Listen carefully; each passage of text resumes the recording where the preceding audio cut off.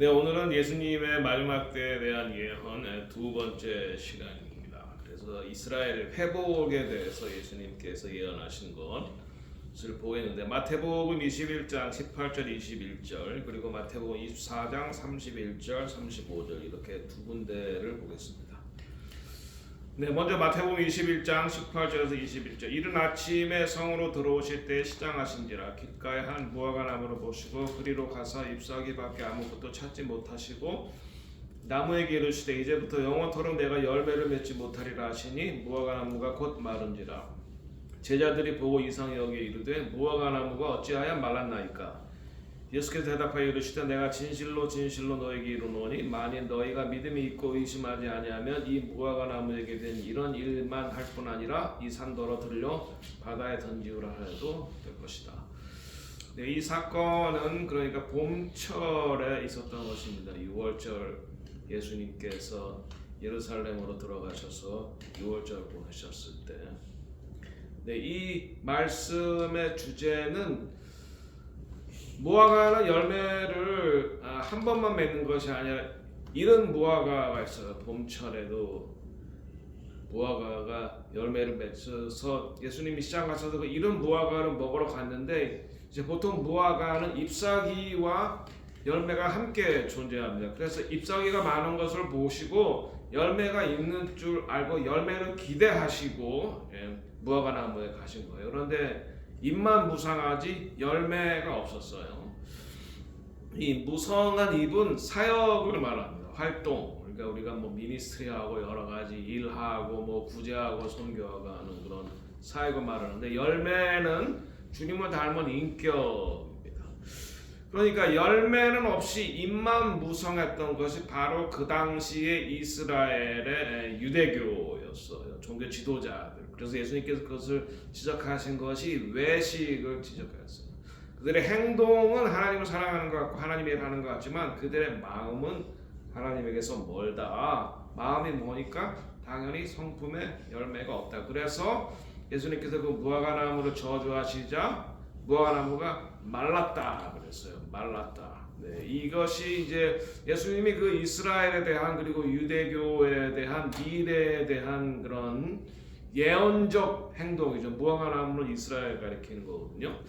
이 예수님의 말씀에 따라서 이 이스라엘 유대인들은 예수님이 이스라엘의 왕이고 만왕의 왕으로 오셨지만 그들을 알아보지 못하고 자기 백성이 알아보지 못한다 그랬어요. 그래서 예수님 십자가에 못 박죠. 그리고 AD 70년에 예루살렘 성이 망하고 멸망하고 세계로 흩어지게 되는 것입니다.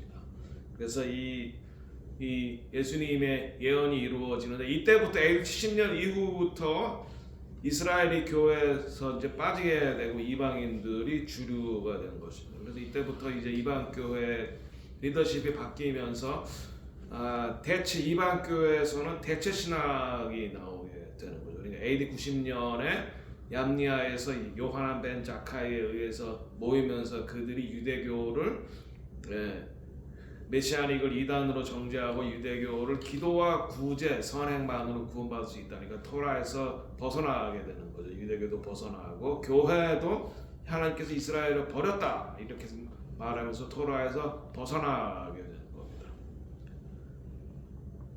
무성한 잎 그러나 열매는 없는 그런 유대교의 그 당시 이스라엘의 외식을 지적하신 것이었다. 그러나 이 마태복음 24장 31절 35절에 보면 큰 나팔 소리와 천사들을 보내리니 그 택하신 자들을 이 하늘께서 저 끝까지 사방에서 모으리라. 그날에 마지막 때에는 하나님이 흩으셨으나 다시 모은다. 그러니까 이스라엘이 애굽 출애굽에 가서 다시 오고 바빌론의 포로에 갔다가 다시 오고 AD 10년에 흩어졌다가 다시 오고, 이때 세 번째 하나님 모으실 때는 이제 만왕의 왕 이스라엘의 왕이요 만왕의 왕 예수님이 다시 오실 때고 더 이상 흩어지거나 나누어지지 않는다. 그 이제 예언을 이제 예수님이 마태복음 24장에 이 예언은 예수님께서 감람산에서, 왜냐하면 예수님께서 감람산에서 승천하시고 감람산으로 다시 올 것이기 때문에 마지막 때에 대해서는 감람산에서 말씀하셨는데 그 중에 두 번째 예언이 바로 이 이스라엘을 다시 회복할 것이다. 무화과나무의 비유로 배우라. 여기서 한국에는 무화과나무라고 하는데 그 무화과나무, 그러니까 예수님께서 저주하신 바로 그 무화과나무를 가리키는 겁니다. 비유로 배우라. 그 가지가 연하여지고 잎사귀를 내면 여름이 가까운 줄 알아라. 여름은 마지막을 말하는, 여름과 마지막, 이거는 히브리어 어근이 같아요. 이와 같이 너희도 이 모든 일을 보고도 인자하고 가까이 문 앞에 있는 줄 알라. 내가 진실로 여기서 말 아멘, 내가 너에게 말하는 이 세대가 지나기 전에 이 일이 다 일어나리라. 천지는 없어질지언정 내 말은 없어지지 아니하리라. 네, 그래서 여기 마태복음 24장 32절과 33절에 무화과나무의 비유로 배우라 해서 더 무화과나무, the fig tree, 영어에서 이렇게 앞에다가 정관사를 붙임으로써 바로 이것이 그 예수님이 저주하신 바로 그 무화과나무다라고 하는 것을 말해주고 있어요. 가지가 연하여지고 잎사귀를 내면, 가지가 연하여지고 잎사귀를 내면 여름은 뭐야? 결실의 계절인 겁니다. 열매를 맺는 계절이에요. 그래서 이제 초막절에, 그러니까 여름이 끝나면은 이제 추수를 하는 거예요. 여기서 무화과나무를 말씀드렸듯이 이스라엘을 상징하는 거고, 그 무화과나무 비유는 예수님께서 잎만 무성하고 열매 없는 그 무화과나무를 저주하신 것인데, 바로 그것이 마지막 때 다시 살아난다. 네, 그래서 AD 70년에 유대인들이 로마에 의해서 멸망당하고 세계에 다 흩어지게 되었을 때 이제 유럽으로 많이 갔죠. 유대인들은 어디 가나 박해를 당했어요. 이태리에서도 박해당하고, 뭐 영국에서도 쫓겨나고, 스페인에서도 쫓겨나고, 여러분 잘 아시죠? 스페니시 인퀴지션. 그때 스페인에서 쫓겨난 유대인들이 그러니까 크리스토퍼 콜럼버스가 유대인이죠. 세파라딘주, 유대인, 스페인계 유대인. 그래서 이제 그들이 이제 집단적으로 미국에 오게 되는데, 그 전에 이미 북왕국이 멸망했을 때 그 10지파 중에 이사갈 지파가 미국으로 먼저 오게 되는 것입니다. 자, 그래서 유럽에서 그들이 계속해서 박해를 받았는데, 테오도르 헐츠라는 사람이 이 유대인들이 이렇게 박해받아서 안 되겠다. 특별히 그 당시에 프랑스에서 유대인 한 군인이 그 사람이 장교였는데, 그 사람이 유대인이라는 이유만을 가지고 옥에 갇히게 되고 누명을 쓰게 되는 것을 보면서 이제 유대인들이 나라를 회복해야 되겠다라고 해서 1897년 스위스 바젤에서 제1차 시온 대회를 열게 됩니다. 자, 그래서 이제 그때부터 이제 유대인들이 이스라엘로 이주하게 돼요. 그리고 1917년 영국 외무장관 벨푸어가 이스라엘을 독립해 주겠다라고 하는 약속을 해요. 왜냐하면 1차 대전 때 영국이 승리해서 그 약속의 땅 가나안 땅을 통치하게 되는데, 그 영국이 1차 대전에 승리할 수 있었던 가장 중요한 배경은 로스차일드 가문, 유대인 가문이 영국 정부에 돈을 많이 빌려줬고, 그리고 아세톤이라는 그 화약을 만드는 원료인 아세톤을 하임 아즈리엘 바이츠만이라는 사람들이 그것을 화약을 만들 수 있는 아세톤을 발명을 해서 영국이 1차 대전에 승리하는데 가장 결정적인 공헌을 했기 때문에, 그래서 이 두 유대인들이 이스라엘을 독립시켜달라라는 조건을 가지고 도와줬기 때문에, 그래서 1917년에 벨푸어 선언이 나오게 되는 것입니다. 그리고 이 아이츠만은 초대 대통령이 됩니다. 자, 이래서 이제 유대인들이 이스라엘에 모여 가나안 땅에 모여 살게 돼요. 그랬을 때에 하나님께서 다시 비를 주시고 땅이 비옥해지니까 주변에 있는 아랍 사람들이 들어온 거예요. 원래 팔레스타인이 거기 먼저 살았었는데 유대인이 치고 들어왔다. 그게 거짓말이에요. 페이크 뉴스. 이스라엘이 10년 멸망한 이후부터 거기 계속해서 살아오던 소수의 유대인들이 있었어요. 제가 최근에 그분의 후손들 중에 한 사람 만났죠. 그러니까 예수님 당시부터 예수를 믿는 메시아닉으로서 그 이스라엘 땅을 떠나지 않고 계속 남아있던 사람.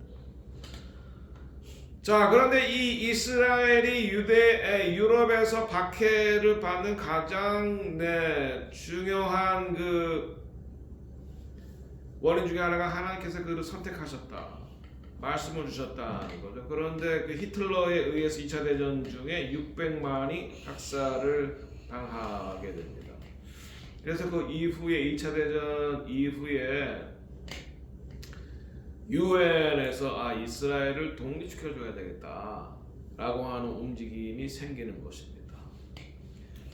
네, 그래서 이것은 또한 이사야서 예언의 성취임, 이사야서 66장 7절 8절을 보면 시온은 진통을 하기 전에 해산하며 고통을 당하기 전에 남아를 낳았으니 이러한 일을 들은 자가 누구며 이러한 일을 본 자가 누구냐? 나라가 어찌 하루에 생기겠으며 민족이 어찌 한순간에 태어나겠느냐? 그러나 시온은 진통하는 즉시 그 아들을 순산하였도다. 1947년 그래서 11월로 기억하는데 유엔에서 이스라엘의 독립을 결의합니다. 그래서 거기에 있는 영국군이 떠나는 날 1948년 5월 14일 이날이 금요일이었고 안식일이 시작되는 날인데 이날의 토라 포션이 바로 이 이사야 66장 7절에서 8절 벤구리온이 독립을 선포하죠. 독립을 선포하자마자 바로 아랍은 이스라엘 없애겠다고 전쟁을 선언합니다. 여기에서 중요한 게 이스라엘은 나라를 만들 준비를 하였고 유엔의 결의에 따라서 또 유엔의 허락을 받았고 땅도 분할받아요. 그 당시 분할받은 땅은 이스라엘이 40%, 아랍이 60%, 아랍이 훨씬 더 컸어요. 그러나 이스라엘은 나라를 선포해서 만들었고 아랍은 나라를 만들지 않았어요. 여기에서 중요한 차이점을 보게 됩니다. 한국도 이승만에 의해서 나라 독립운동을 했고 유엔의 결의가 있자마자 남한은 민주주의로 이승만 대통령이 대통령으로 당선됐고 나라를 선포했어요. 나라를 세웠어요. 이게 중요한 겁니다. 그러나 팔레스타인은 나라를 세우지 않고 이스라엘을 공격했어요. 그러니까 아직도 나라를 못 세우는 겁니다. 그러니까 나라를 세우려고 준비하고 나라를 세운 것, 말씀에 따라 성취한 것, 5월 14일에 이스라엘은 독립을 선포한 것, 그 당시 초대 수상이 벤구리온이죠. 그 이후에 알리아가 더 활성화돼서 더 많은 사람이 오는 이사야 43장 5절에서 7절 두려워하지 말라 내가 너와 함께하여 내 자손을 동쪽 이스라엘의 동쪽은 북미죠. 미국과 캐나다, 멕시코 이런 데죠. 동쪽에서부터 오게 하며 서쪽 아시아에서부터 오게 하죠. 중국에서부터도 오고 필리핀에서도 아시아에서 너는 뭐고 내가 북쪽 러시아 구소련이 붕괴되면서 러시아에서 대거 알리아였죠. 200만 이상이 북쪽에게 이르기를 내어 놓으라. 남쪽 아프리카 특별히 이디오피아에서 이르기를 가둬두지 말라. 내 아들들은 먼 곳에서 이끌며 내 딸들을 땅끝에서 오게 하며 내 이름으로 불려지는 모든 자 곧 내가 내 영광을 위하여 창조한 자를 오게 하라. 그를 내가 지었고 그를 내가 만들었느니라. 네, 그래서 1948년 이스라엘 독립할 때 인구는 약 80만 명 정도였다가 60만에서 80만. 그 당시 메시아닉은 50명. 50명 중에서도 영국으로 갈 때 영국이 떠날 때 영국과 함께 떠난 사람들이 더 많았다 그래요. 남은 사람은 소수죠. 그러나 지금 2024년 이스라엘 인구는 약 1000만 명, 960만인가 아무튼 1000만 명. 그 중에 유대인이 750만, 메시아닉 주는 지금 3만에서 한 5만 명 정도 된다. 그리고 12지파뿐만 아니라 더 이상 이제 남북으로 나눠지지 않을 것이다 라고 하는 12지파 회복뿐만 아니라 한 왕국이 될 것이다 라고 하는 이스라엘의 회복에 대한 예언이 에스겔서 30장 21절에서 22절. 그들에게 이르기를 주 여호와께서 이같이 말씀하시기를 내가 이스라엘 자손을 잡혀간 여러 나라에서 인도하여 그 사방에서 모아서 그 고국 땅으로 돌아가게 하고 그 땅 이스라엘 모든 산에서 그들이 한 나라를 이루어 한 임금이 다스리게 하는. 이 한 임금이 누구예요? 다윗의 왕의 계보를 이은 야수와 메시아. 그들이 다시는 두 민족이 되지 아니하면 두 나라로 나누어지지 않는다. 그러니까 한 민족 12지파가 다 회복되고 한 민족을 이루게 하신다. 자, 그래서 이제 북왕국에서 흩어졌던 이 므낫세 지파가 지금 인도 동북부에서 235명이 최근에 알리하였습니다. 우리는 아직 인도에 있는 6,500명의 므낫세 지파를 잃지 못한다. 샤베의 이스라엘 대표 마이클 프로이드는 이렇게 말했습니다. 므낫세 지파, 인도의 므낫세 지파 235명이 2021년에 이스라엘에 도착을 했습니다. 그러니까 므낫세 지파가 남아있다는 것은 다른 지파도 남아있다는 거죠. 알다시피 여기 모라비안 폴의 원주민들인 체로키가 바로 이사갈 지파인 것입니다. 자, 그래서 이스라엘 회복의 역사, 하나님의 시간표의 중심인 예루살렘입니다. 1867년 이때가 희년인데 원래 희년 주빌리는 원래 땅 주인에게로 돌아가는 해 다윗성에 있는 히스기야 터널이 영국 사람에 의해서 발견이 됩니다. 그리고 50년 후에 1917년에 벨푸어 선언, 이스라엘의 약속의 땅 가나안에 이스라엘 나라를 세워주겠다. 그 다음에 또 1967년에 예루살렘, 동예루살렘, 아랍에 속했던 동예루살렘이 회복이 되어서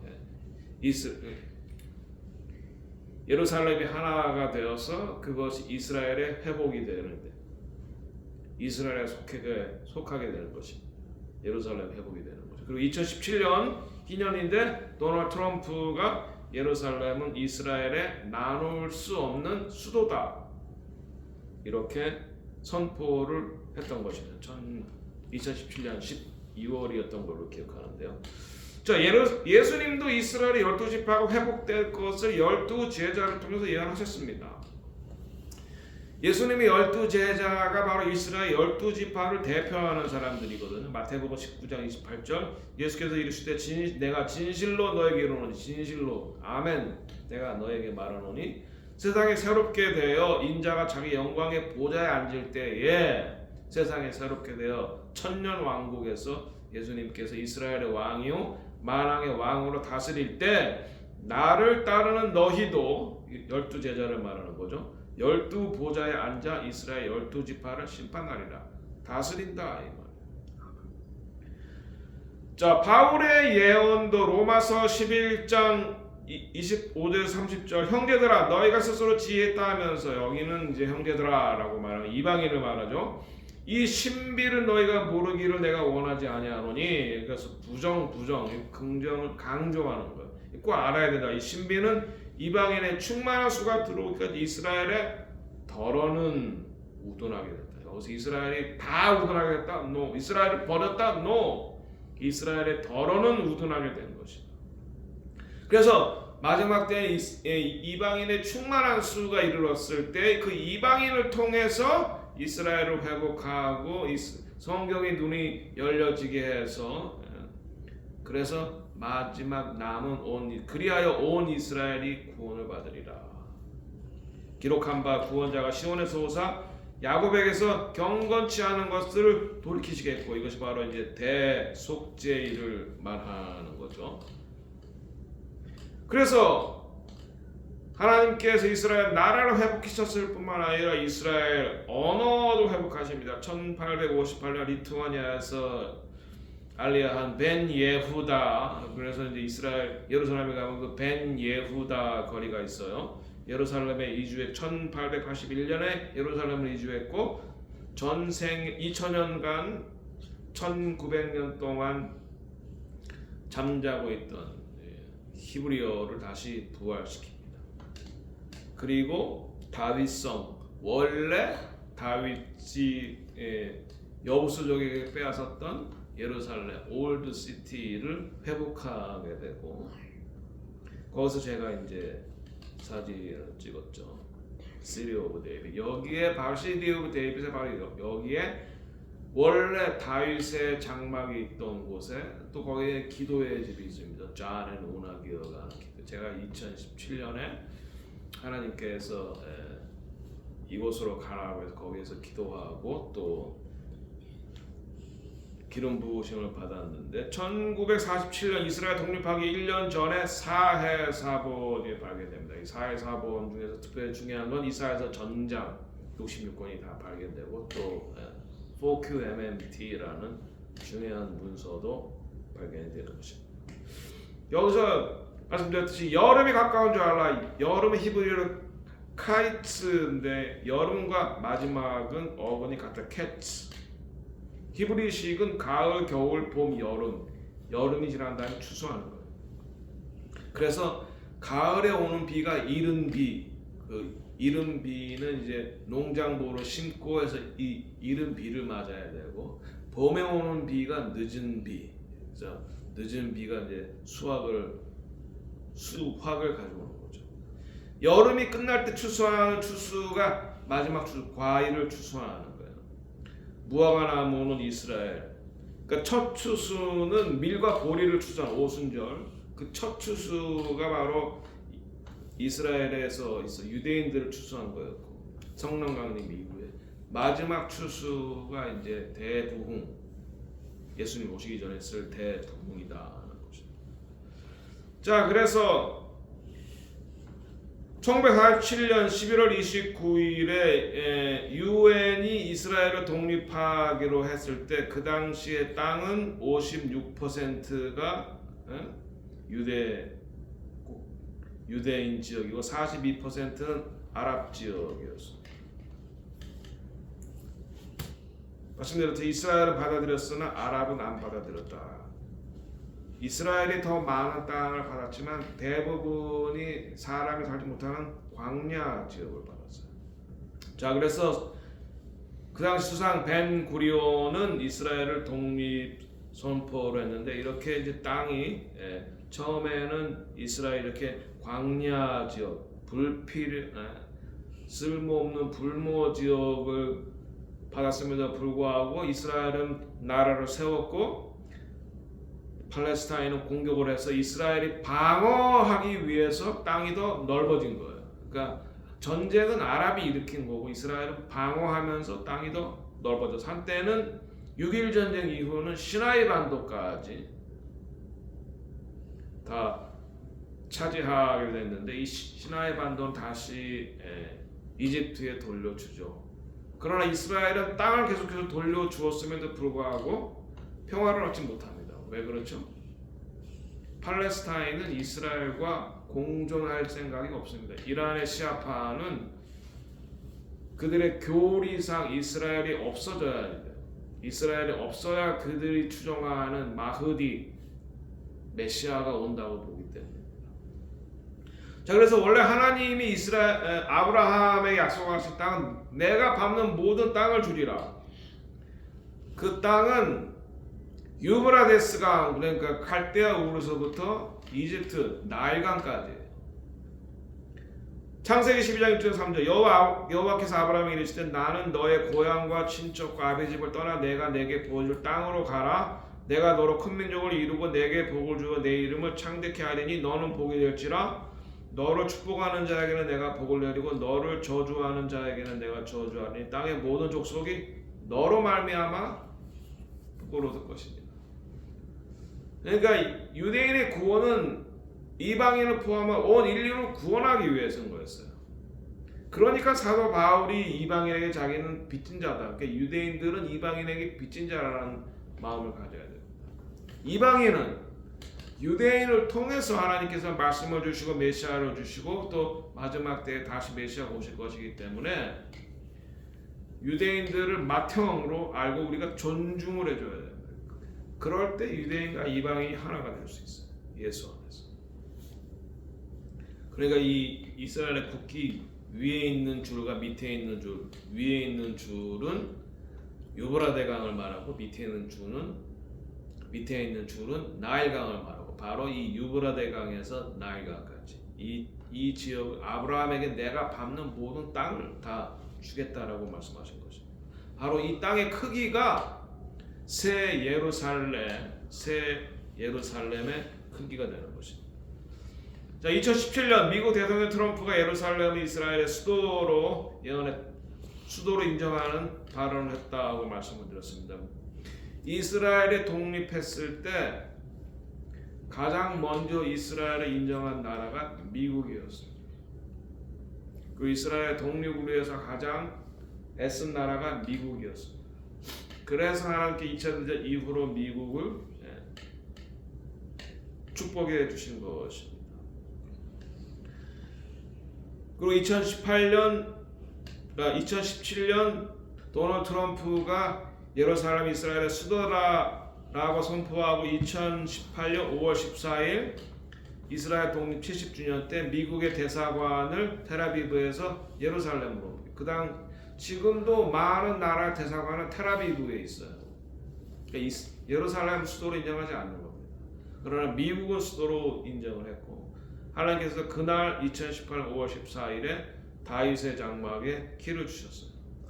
2017년에 다윗의 장막을 회복하라는 말씀을 주셨고 또 제가 그 다윗성에 있는 그 다윗의 장막에 있던 그 기도의 집에서 존 앤 오나 기어한테 기름 부음을 받았고 2018년에는 모라비안 폭포에서 기도의 집을 너를 통해서 이룰 것이다 라고 하는 그런 예언의 메시지를 받게 됩니다. 자, 그럼 앞으로 이제 더 회복되어질 것이 있는데 그것은 성전입니다. 예루살렘에 가면은 올드 시티에 가면은 주이시 쿼터 유대구가 있는데 거기에 가면은 템플 인스티튜트가 있어요. 성전 연구소. 거기에 이미 성전에 쓰일 모든 집기들이 다 완성된 상태다. 그리고 제사장도 이미 다 훈련이 끝난 상태다. 마태복음 24장 15절에도 미래에 성전에 들어선다. 그러므로 너희가 선지자 다니엘이 말한 바 멸망에 가증한 것이 거룩한 곳에 선 것을 보거든 성전에 들어설 것이고 그 성전이 또 더럽혀질 것이다 라고 말하는 거죠. 2018년 11월 수전적 한옥하에 70개국의 대표들이 제3성전에 사용될 번제단을 봉헌을 했다. 수전절 제3성전 번제단에 사용될 돌들을 봉헌했다. 이미 이제 메노라도 있고 제사장들도 이미 다 준비가 됐고 근데 딱 하나가 준비가 안 됐었는데 준비가 올해 6월절이면 이스라엘의 붉은 암송아지, 미국의 텍사스에서 붉은 암송아지가 흰 털이 하나라도 있으면 완전히 붉어요. 한국의 소들이 붉잖아요. 아마 한국에도 아마 죄송합니다. 제사에 쓰였던 송아지의 그 후손들이 한국에도 온 것 같아요.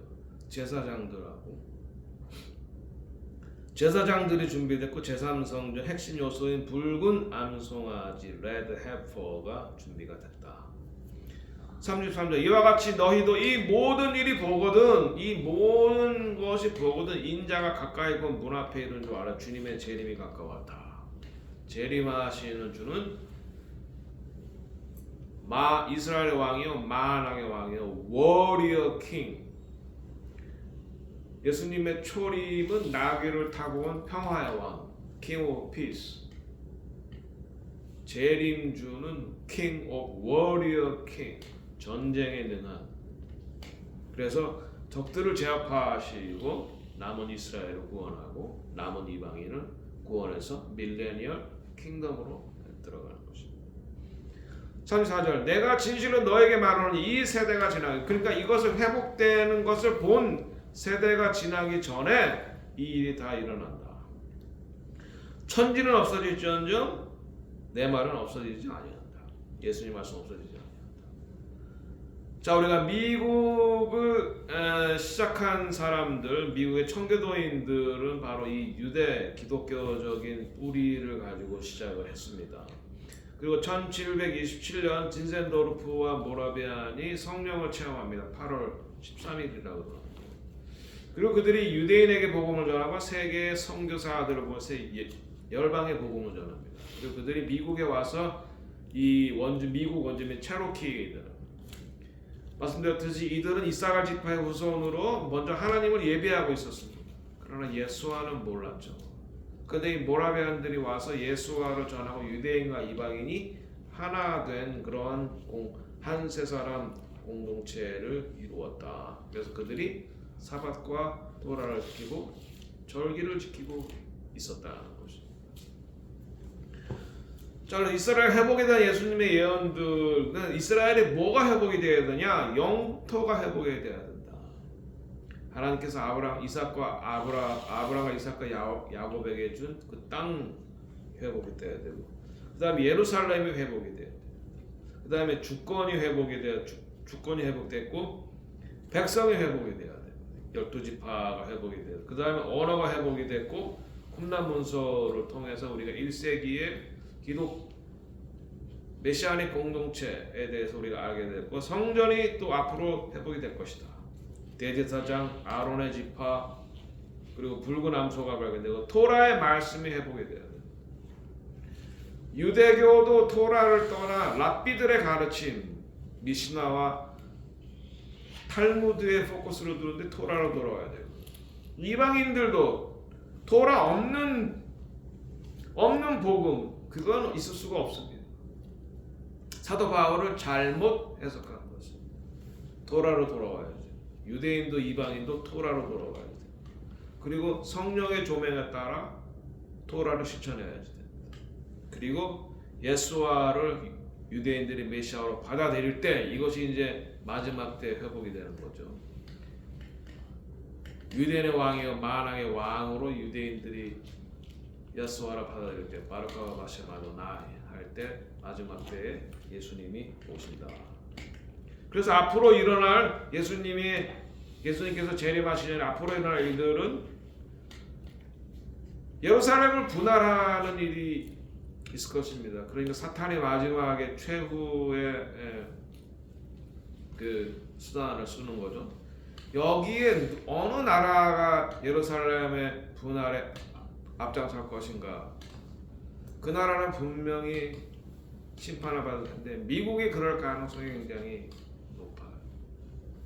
지금 많은 사람들이 도널드 트럼프를 좋아하고 저도 조 바이든보다는 도널드 트럼프가 낫다고 생각하지만 도널드 트럼프가 만든 평화 안에는 예루살렘을 나누는 것이 들어가 있습니다. 조 바이든도 예루살렘을 나누려고.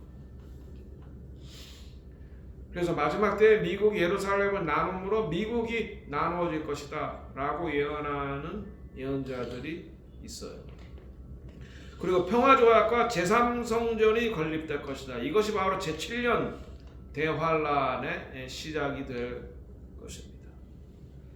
그 다음에 전 3년 반에 두 증인이 활동할 것입니다. 모세와 엘리야. 그리고 모세와 엘리야 타입의 증인들이 세계적으로 이스라엘에서 그리고 세계적으로.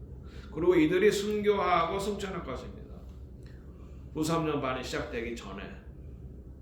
그래서 어떤 사람들은 두 번의 휴거를 말하면서 이때 한 번 휴거가 된다. 후 3년 반이 시작되기 전에.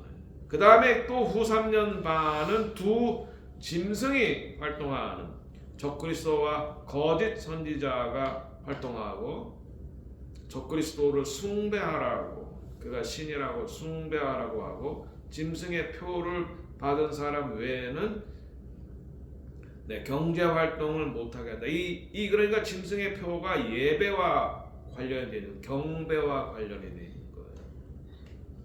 그래서 이것을 통과한 후에 휴거가 있을 것이다. 이렇게 두 번의 휴거를 주장하는데 그런 분도 있습니다.